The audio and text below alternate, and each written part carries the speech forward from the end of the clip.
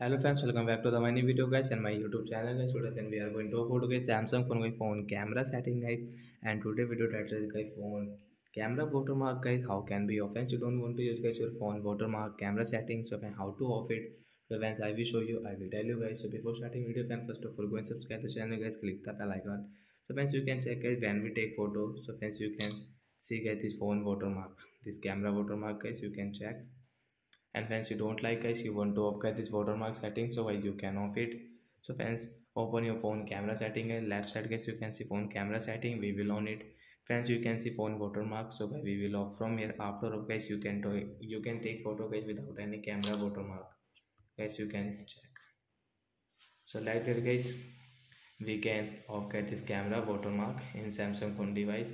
So bye bye guys, thanks for watching the video. I hope friends you understood how to off camera watermark in Samsung phone device. So that's it guys, thanks for watching. Friends, do you have any doubt related to get your phone camera setting guys, you can ask me comment section, I will check, I will help you. Bye guys.